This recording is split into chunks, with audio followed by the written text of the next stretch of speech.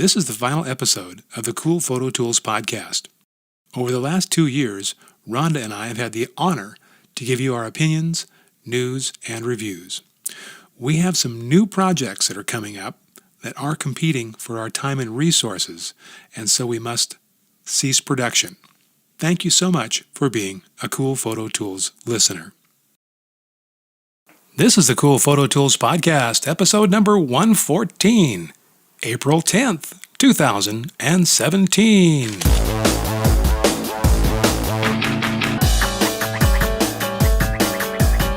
Are you sick of trying to learn all the new photo software? Are you tired of hearing about the next big thing in photography? Well, neither are we. Welcome to CoolPhotoTools with Jay Pierstorff and Rhonda Spencer. Good morning, cool heads. Welcome back. Welcome to another show of CoolPhotoTools. My name is Jay Pierstorff, and this is my co-host, Rhonda Spencer. Good morning. Good morning. Good morning. Good morning. Good morning. I know I was tempted to do it again, but then I decided, no, Good morning. I'm not gonna. So, Yeah, we got photo stuff to talk about. we do. More stuff. More. The first thing I want to talk about today, before we get too far down the road here, Okay. is that there's something on your desk here. This was a month or so ago, and this was a video that we showed on the podcast by DSLR shooter, who is also known as Caleb Pike. So he put this great video on YouTube about 10 video LED lights, $50 to $100, so in that price range. And so he had a good lineup of these, and you know what I always complain about how they never really tell you the power, Right. the photographer would. Well, he does. He actually sets this up. He shows you the ISO, the shutter speed, and the f-stop that he needed at a 3-foot distance for every single one of these lights. So you gotta respect that, which I do. And anyway, so the number 2 light that he liked on there also happened to be one that was pretty small and looked like maybe one that I could make some use of.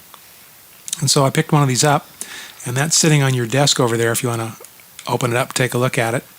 And this is the, the Yuongnuo, the YN216. That's it, the Yuongnuo YN216. And so this is an LED light, light emitting diodes, and it's for camera use, for studio, or it's a continuous light, so you can use it for video, but you could use it for stills. But I think video is where you'd probably be the most excited about this. It has little built-in barn doors that Rhonda's opening right there and showing it to you. Cute. Now, this also can take, I think it's 6 AA batteries you could power it with. But also, if you have one of these batteries, which is the Sony NP-550 or NP-570 batteries, lot of gear uses these batteries, and you can get these on Amazon for I don't know, $15, $25, somewhere in that range. And so I'm going to turn around here and hand this to Rhonda. And you see how that goes on the top back there? Mm-hmm. And so you can use one of those instead. You don't have to use the AA batteries, but it's nice that you have the capability just in case you get stuck somewhere where there is no other batteries, that you can go to the drugstore and buy some. And so this puts out a really respective amount of light on this one. Yeah, that's pretty cool. I'm going to switch back to the video here, and he's showing this right now, and he's showing where the battery fits on the top there, and he's showing where the AA's go on this. Okay, what's the difference between fine and coarse? Well, fine and coarse is the control on the brightness On how here. bright? Mm-hmm. Got it. That's pretty bright. Here, watch the video. It shows you what he's doing here. So if you're on coarse, it dials a very coarse step-down adjustment. Fine makes it in very smooth increments because they're kind of click-stopped, so doesn't ever have analog control in the back. It's got a wheel, but it clicks. And it has various the power settings and whatnot. And Rhonda's just shining this into the camera right now. So you can see it really good. So it's nice. You can see how bright it is. Well, which is it's kind of relative, so you can't really tell how bright it is, just by somebody waving it around like that. But here, as we come up here, let's see if he brings us up Can on you the see screen. how bright it is if you put it next to my face? Yeah, compared to the room light in here. But now the real test would be, how does this work out in the bright sunlight? Could you get 3 foot away and light up a bug or a plant, or at least chase some of the shadows away with it? So here this is the stats on this. I stopped his video so you could take a look at this one. And so, okay, so he's measuring 3 feet from the subject, and he's using ISO 200, f6.3, and no diffusion. So that's pretty good for a continuous light, even at that distance. So if you went to ISO 400 or even 800, you would have a pretty good range for video camera for sure. And I think you could use this at fairly close range, even outdoors, like I say, for flowers or bugs or something like that. It's got a cold shoe on it so that you can put it on your camera. Yeah. So depending on Amazon's pricing, you can get it between $40 and $50. I think I paid $50 and $60. I think I paid $50 for that. I had to wait a few days, for the supplier to get it in stock. But $49 to $59, no problem. We'll link to that in the show notes. You can order one of those for yourself. Certainly it's not a $500 light. It's plasticky, but wow, these guys have come a long way. It's pretty nice. It's pretty nice. And also it comes with some color filters that you see in there. There's got some, besides those built-in barn doors, there's some color filters that you can cool. snap over the front of the light to give some backlight or background effects. Boy, LED well. lights have really changed how everybody looks at lighting. Yes. Yeah, LED is very, very energy efficient. Just off of rechargeable batteries like those, you can run multiple hours, and they're bright, and they're getting brighter. So I think that's all good for So those of respective, us how that many need light. LEDs are on this? Was it 216? Wow. Yeah, hence the name. Oh, yes. Yeah. But again, it depends on how bright the LEDs are. So that doesn't really tell you anything exactly. It's like, yeah, but we don't know how bright they are. So I don't know. All right. So did you see this? When people are on iTunes, they're going, I can't see anything. Can't see a It's thing. audio only. What are you doing this for? There is a program, an app. It's actually an app. It's a smartphone app. And it's been out for the iPhone and the iPad for over a year. And it's called PhotoPills. PhotoPills. And they just came out with their first version for Android. Oh. And they're warning, okay, this could be a little unstable. We're working on it. It's a work in progress. We're going to polish it up. And it's $9.99 to buy it. Okay. And well worth the money. This is uber cool. Okay. So what Got does your it do? wallet out, Rhonda? No. The question is, what doesn't it do? Okay. All right. This is, Does it make coffee? well, it doesn't do that. Okay. All right. But it has 3D augmented reality, which means you ever go out into the wild and you decide that you want to take a picture and something like, gosh, look at the arch of that building there. It sure would be nice, if I knew what time the sun would be right underneath that arch to give me that effect, or if it even goes that direction. And you can do that with PhotoPills. That's one of the things you can do. You can aim it at that direction and then track the sun, and it tells you where the sun's going to go That's and cool. what time it is. Or the Milky Way. You can say, well, what time does the Milky Way appear in this position over this building in the sky? You can look at it through that, and it works. So it's got all those kind of cool stuff, and it's got a bunch of photo calculators in it. That's as very well. handy. It's got database of different photo locations. And there's a ton of stuff on here. If you take a look at their website, which let me see if I can find it here. That's very handy. PhotoPills.com. Bet nobody wanted that URL. Okay, so here we go. Oh, there's a video. That's what I was looking for, is a video. Okay, because I'm always about video here. Okay, well, switch it on our over so we YouTube can see channel. the video. No, I'm just watching it, and I'll tell you what's Come going to on, I happen. wanna see There's a it. man walking down the beach here, and then he's imagining. I got to turn the sound off here. Where's the sound? There. Okay, so this is showing you some of the things that this can do. All right, so here's the sun and the moon planner. You can find where it's going. This is all techie stuff, you know. You could. Yeah. This is like before we had computers, you couldn't figure this stuff out for anything, unless you were like really a smart person. So he's moving his little points on the map. Shows you where, you know, if you want the sun there, this is where you got to stand. So you take your little dots and move them around the map to where you want to be. And it's got a Twitter app in it, and you can communicate. That's not that interesting. Yeah, no, Let's move ahead here. that doesn't help us. Photographers, we want to know where the sun's at. Here we go. Okay, so see, it's showing you. Yeah, that. Let me just back that. You look at it with your phone, and and with your camera on your camera phone, and you say, where is the sun going to be, and when is it going to be in that location? Tells you exactly, so you can plan those shots. So no waiting for hours and hours. You know when it's going to be there. Yeah, going back to the same location, like, oh, when is that? What time of year does the sun go there? You can calculate all that kind of stuff. Wow. Amazing. What won't they think of next? Okay, so let's see. It's got points of interest. It's got Sun info, moon info. It's got the moon calendar. Star trails. Depth of field. Oh, the depth of field calculator, and I thought was handy. That's pretty handy. You know, it's kind of and it's got time lapse calculator. It's got all that stuff in there. You know, It does. I mean, besides just the sun and the moon tracking, it has all those other little calculating things that sometimes we need as photographers to find those.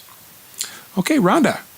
Okay, not quite as exciting, but it is exciting to me because I'm a macro shooter. So this is a new macro lens that has just, in fact, I think it's sold out right now, so you have to almost wait for it. How do you pronounce that, Rhonda? I'm not going for it. You pronounce that one. It looks to me like it's the Zhongyi Mitacon. 20 millimeter. Zhongyi, and then Mitacon, Mitakon. Or it could be Zhongyi Mitacon or Mitacon. I don't know. I don't know either. But look. That's a goofy looking lens. It is. Look at the imagery that comes out of it, though. And this is the one, as I recall, this is like, it's a macro lens, but if you don't want to be at least 4.5 times magnified, forget it. Yeah. So it's like a super macro. Yeah, it's almost micro. Yeah. At like a microscope to stick on the front of your camera. It is. So here we're looking at sugar crystals or some kind of crystals. Salt, I do believe. Salt. Oh, well, of course. Salt crystals. crystals. My mistake. Yes. And So super magnified. they look like ice cubes. They're so big. This is Velcro. And wait, so how much does this lens cost? What do you think? $200. Nope. $400? Nope. That's $200. Look. Well, $199, sorry. I was thinking it was cheaper than that, but still. I only knew that because I looked at it earlier. Oh, you so cheater. I was trying to you were supposed to go like, how did you know? Wow. Because it was $199, it wasn't $200 to me. All right, so that's the difference. Yeah. $199 is not $200 in anybody's hush now. book.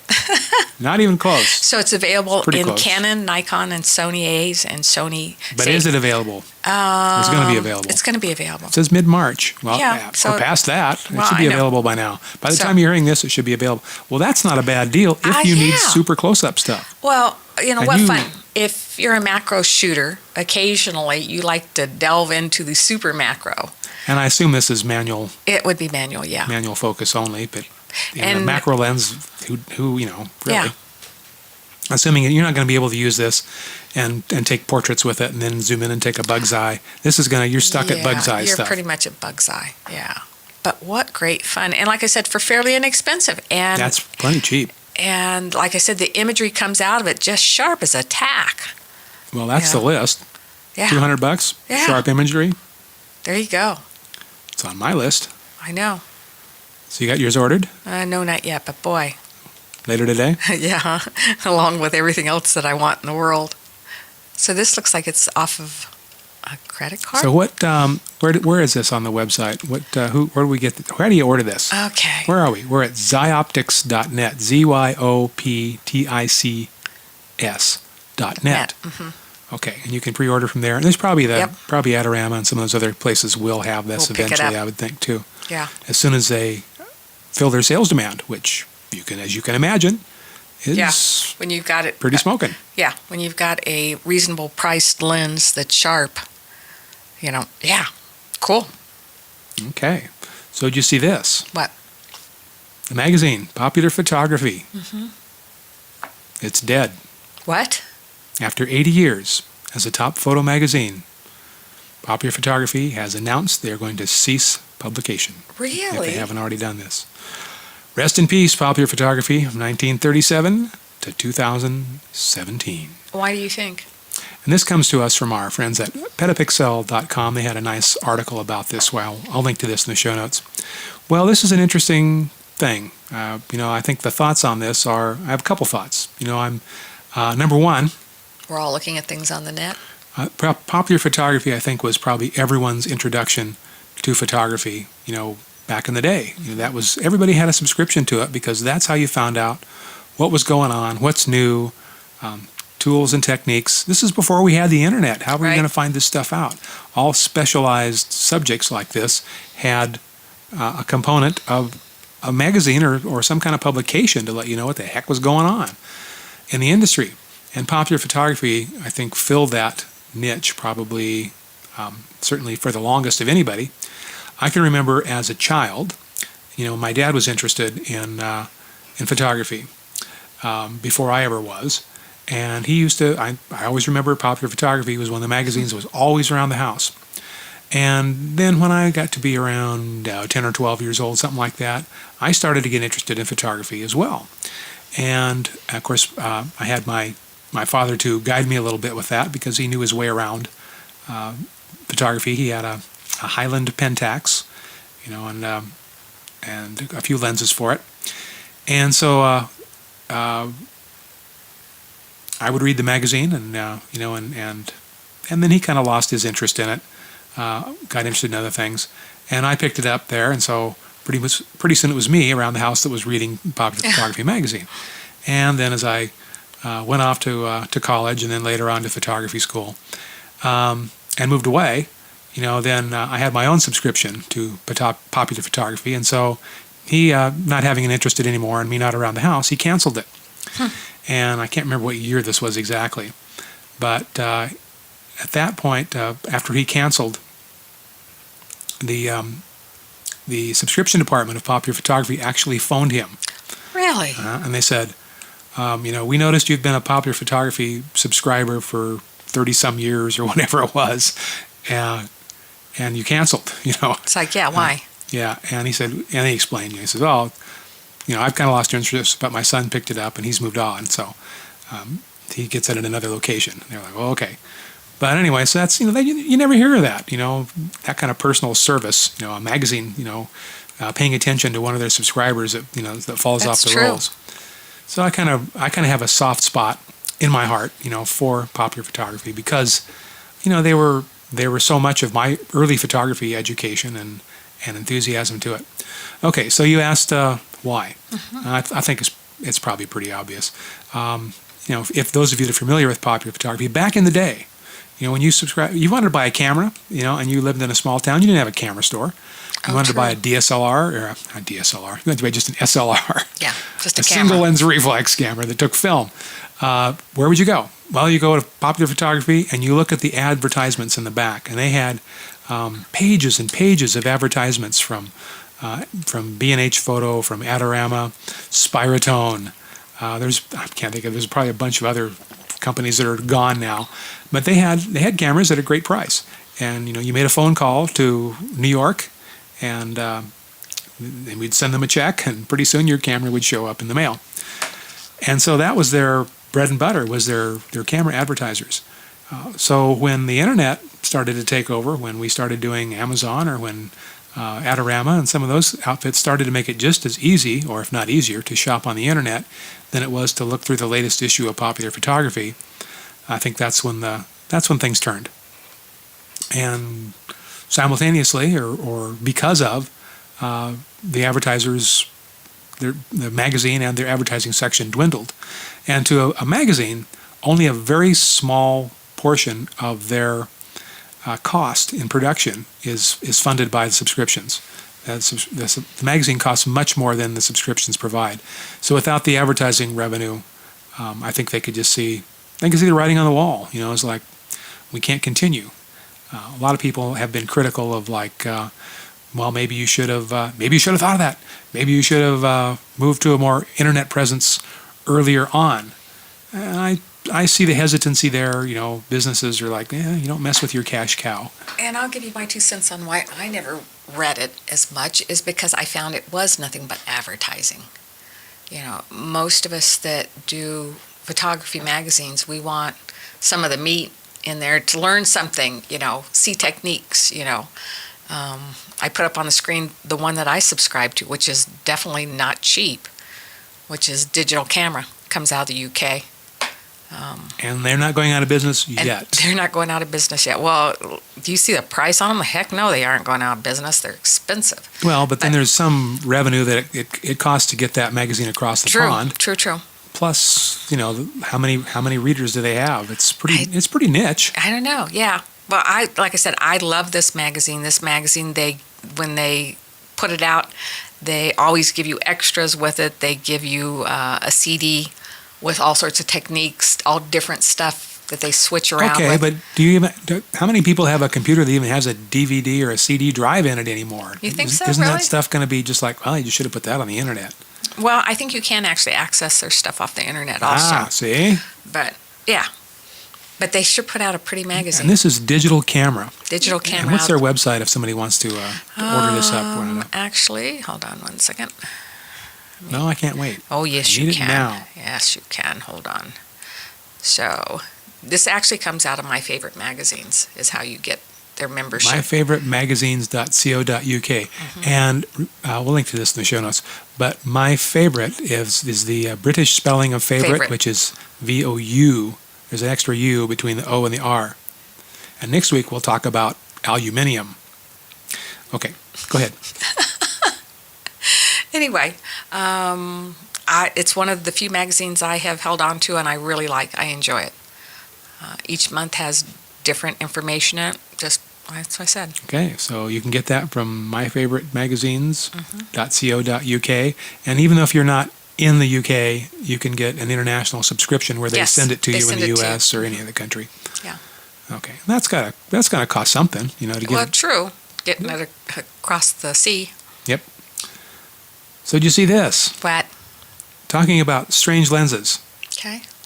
Oh, I did see this. Yes. And we might have talked about this a couple of weeks ago. Oh, my goodness, yes. But the newest stuff that they've had out on it is very interesting. This is the crazy macro relay lens. Venus Optics showed off. This is the Laowa 24mm f14 relay lens. Looks like a rifle barrel. This is from our friends at petapixel.com.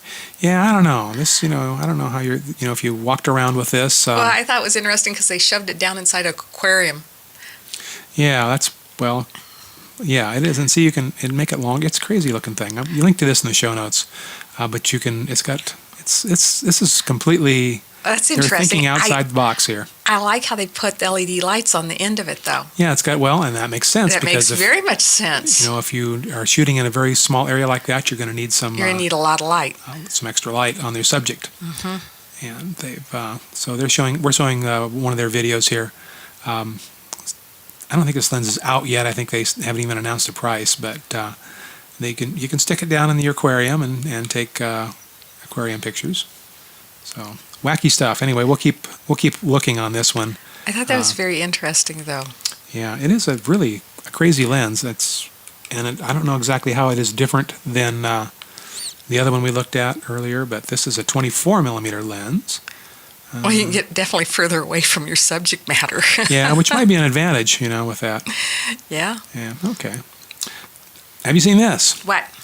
This is from FlashGels.com, FlashGels.com. Uh-huh. And, if you have one of those flash units that have the bare bulb, like we were just kind of talking about, right? Or if you have a studio strobe that has a big bare bulb in it, then you wanted to put a gel on it to take some pictures with, and you could, instead of having a giant gel, you could buy a big Roscoe gel, which would cost you maybe $30 or something. But here, there is these little gel covers. They look like a small cup, and they cover the flash tube of many of the popular strobes, including the Godox 8600s we were looking at a little earlier, or the 8360s, or the flash points. And so you can take a, let me see if I can zoom this in a little bit here. And you can see the you put these things are cut. They're cut in the shape of kind of a cross or a plus sign, and you put them right over your flash tube, and then you secure them with a rubber band. Oh, with a rubber band, how special, creative. Well, a high temperature rubber band. Yeah. Because what happens to rubber bands when they get hot? They melt. Well, they pop. shrink. They shrink and then they pop. They let go. So you have to have a special one here. So these are kind of cool. If you're trying to gel that light and it's a weird little bulb that you want to put the gel over because you can't, and you still want to use it in a modifier and you want that a different color, this could be a solution. FlashGels.com. And they have some sets here. They're around this. Most of their sets, they've got a bunch, I don't know, maybe 10 different colors in a set, $50, something like that. Maybe even a little bit more than that. They have color correction and they have special effect colors as well. Okay. All right. Rhonda. Have you ever wanted a smart trigger? Have you ever thought about getting one? In other words, a trigger that is... How smart does it have to be? This one's pretty smart. That's sound activated. Or nope, never thought about it. No? Yeah. I thought this would be fun to have. So this actually also uses an IR beam, if you want. Okay, so this would be, it does, besides sound, you could also hook this up to infrared. So right. you could set this up maybe where a hummingbird flies through the right. beam. Right. It automatically takes a picture, right. or a bat. Right. Or sound, So, you could just take pictures by going, hey, yep. hey. But I thought this was very, very cool. So who is this and how much? This is Smart Trigger. It's made Trigger Smart. Trigger Smart, sorry. It's a smart trigger, but it's the name Yes. of it. The name of it is Trigger Trigger Smart. Smart, yes. Just to slow you down. So, there. almost $400. $400. Ooh, you got to be serious about wanting You a are? smart trigger. Yeah, yep. So what other smart things can it do besides infrared beam and sound? Anything? That's, I think, pretty much That's it? Okay. Yeah. So it would be great for if you were doing lightning photography.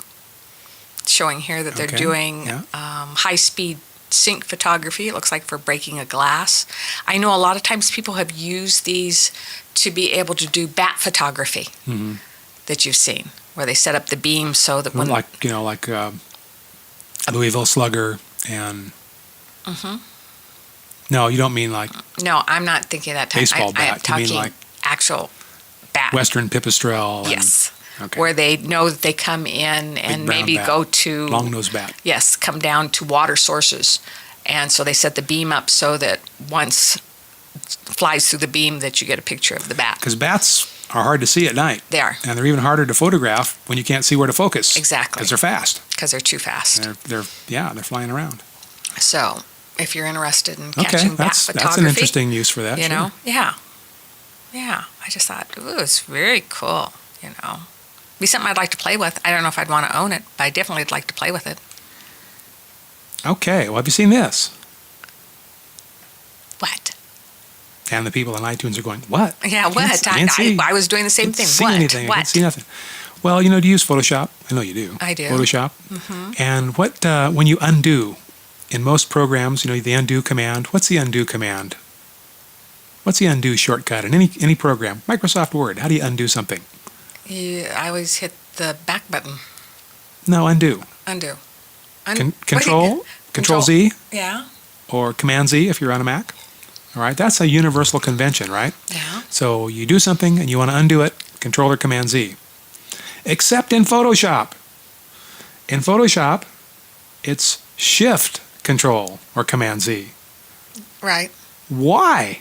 It'll go back one step, but then it just toggles, back and forth. Control Z, Control or Command Z. Every other program, even Photoshop Elements, if you hold the Control key and tap the Z key, you can undo multiple steps. So I just realized this the other day. This was driving me bonkers. And fortunately, there's a way to fix that. It's like, well, why is this what is the purpose of this? I do not get it. I don't get why everybody else in the world, undo is Control or Command Z. And here, Adobe Photoshop CC is Shift Control, Shift Command. and the letter Z.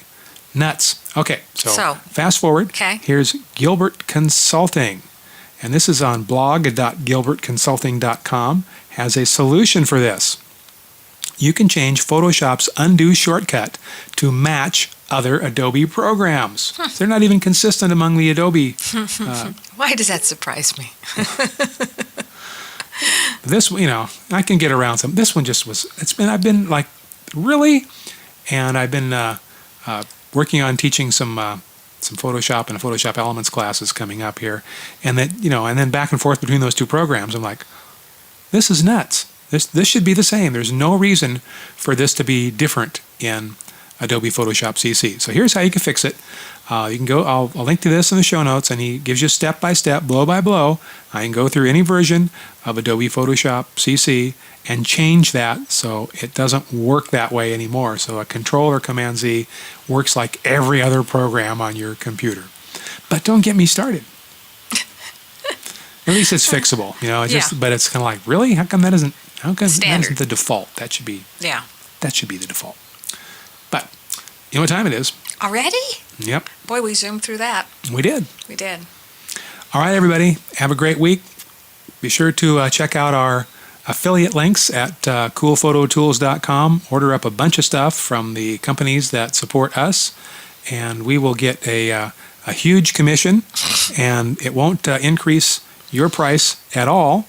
In fact, if it's like a $20 item, they'll probably send us like $200 or $300. Wow, I didn't know this. Oh, not. I had no idea. Maybe it's the other way around. I'm learning this now. Maybe they don't send us anything. I think that's where Jay's been buying all this stuff from. He doesn't tell me.